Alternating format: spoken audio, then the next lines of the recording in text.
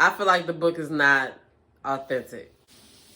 What is going on? Okay, I'm back.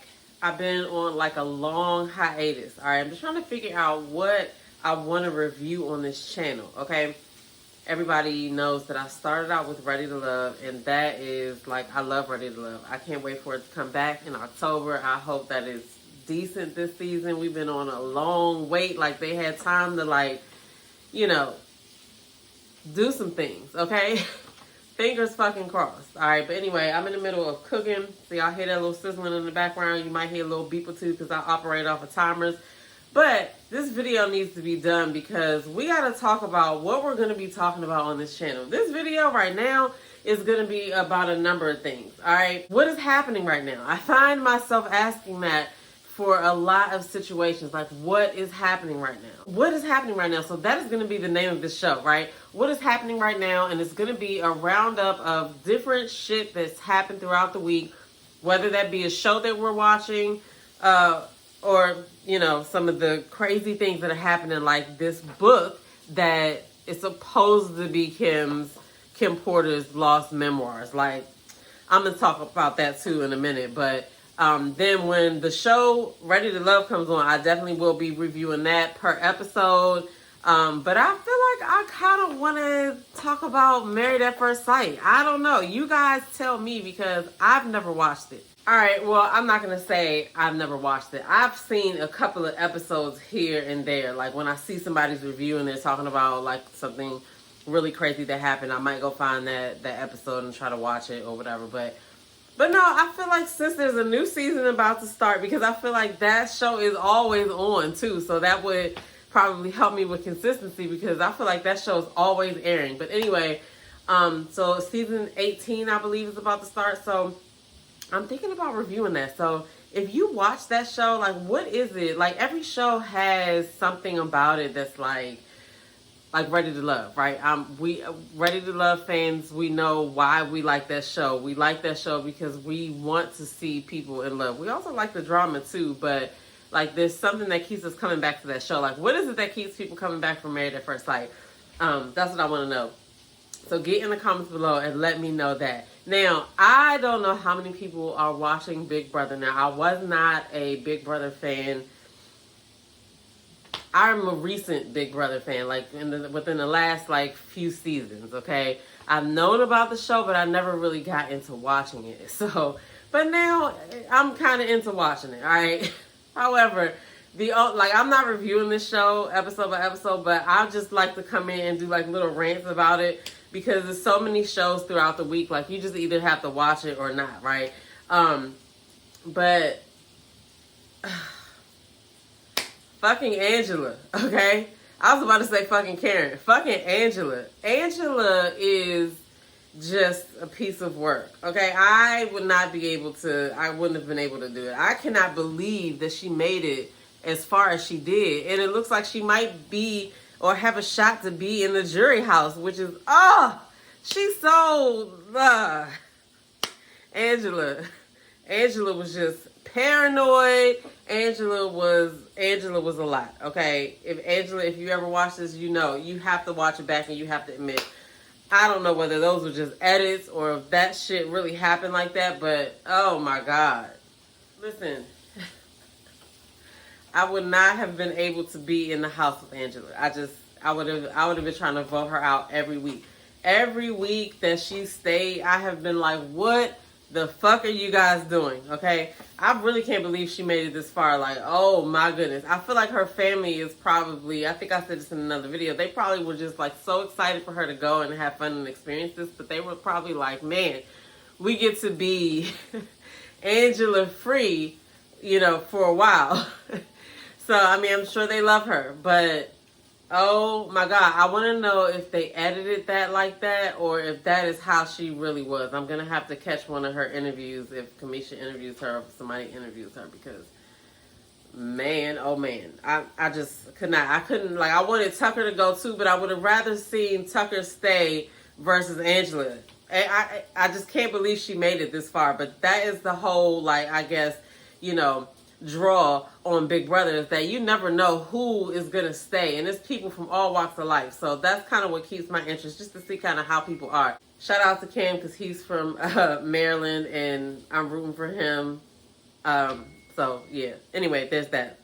I don't know how I feel about this season, but we'll see. I can't believe T-Core made it all the way through without getting on the block. She was definitely a threat to them, and she was moving silently. She was moving and she moved powerfully. So, you know, just as a viewer, you could tell that she had a lot of power.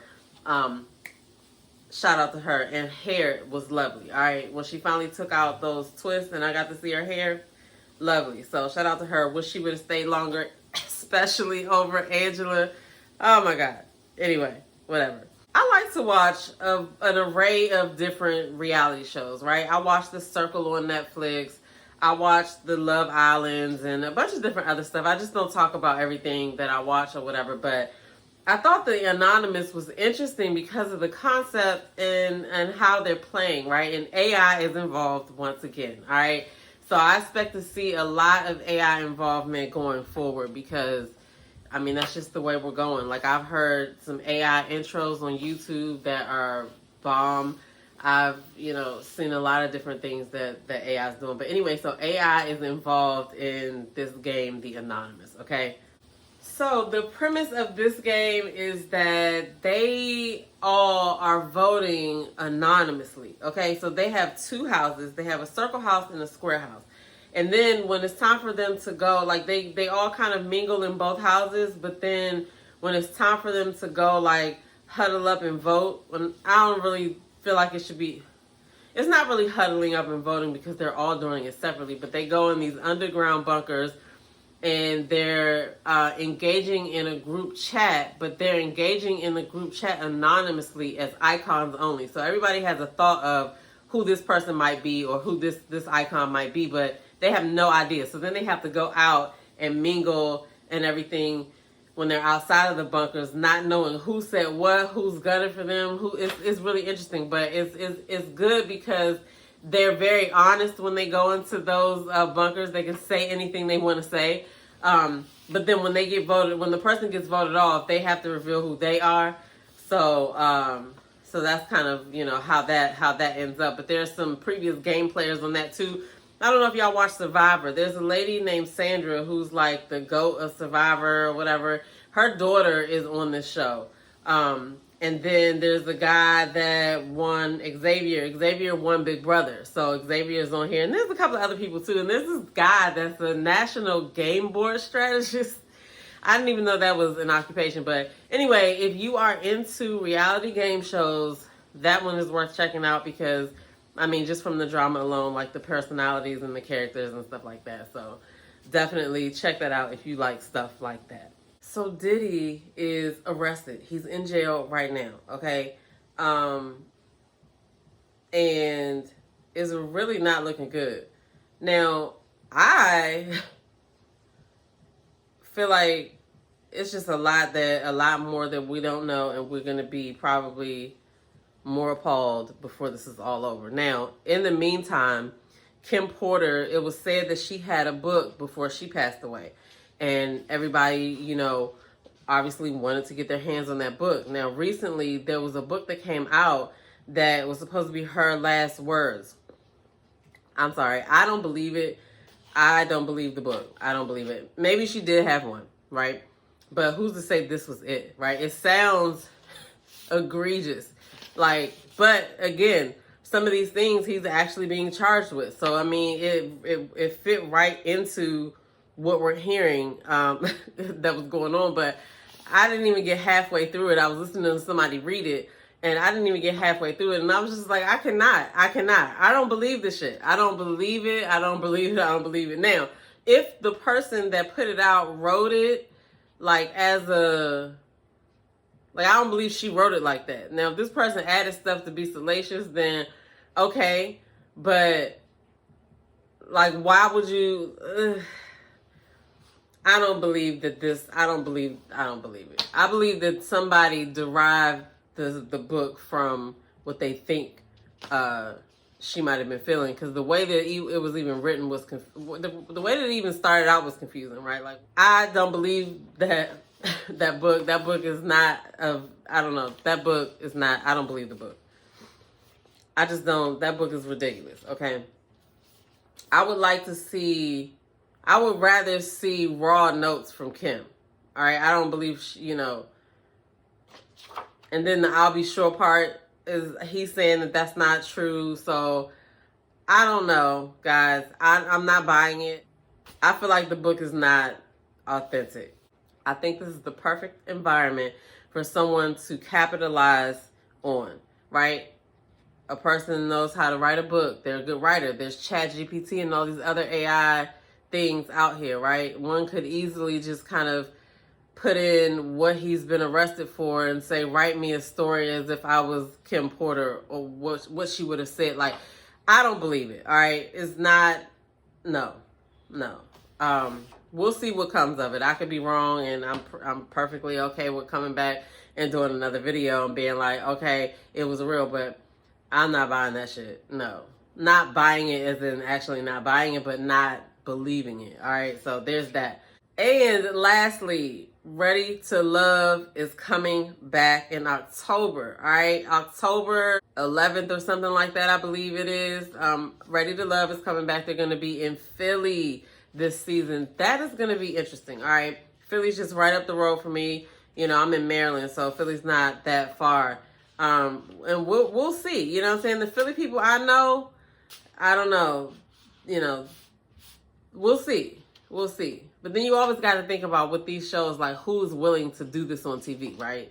So there's that also. So it should be interesting nonetheless. I hope that, you know, Own and Tommy and the whole producing squad actually listen to some of the viewers, and they may have incorporated some things like, you know, hopefully they have like a longer mixer. Hopefully that everybody gets to meet each other. Hopefully we don't have people going out on dates with people they don't want to go out on dates with. Like, it's a whole bunch of stuff that was said over the past 9 seasons that they could really have taken this time and revamped, you know, this show. So I'm looking forward to it. Get in the comments below and let me know, what are you looking forward to? Are you looking forward to Ready to Love? Do you watch Married at First Sight, right? And if you do watch Married at First Sight, what is it that you love or hate about the show? Let me know, because I'm thinking about reviewing it and I want to know, is it worth the watch? All right, let me know, because I've seen some explosive moments, but I just never watched it because I wasn't already following it. But get in the comments and let me know, because I'm willing to open up myself to another show about love, okay? Other than that, I'm going to be watching Big Brother. I'm going to be, in about 2 weeks, I start watching Christmas movies in October. So I'm about to start watching Christmas movies. If I come across any good Christmas movies that I see, I'll definitely be talking about it on here. I've actually been watching some things on Tubi as well. And I know a few people who act in some movies on Tubi, so I might start talking about some of those. But anyway, get in the comments below and let me know, what are you watching and what you think about the topics we talked about tonight, all right? So I'll see y'all in the next video. I'm your girl, Demita Joe.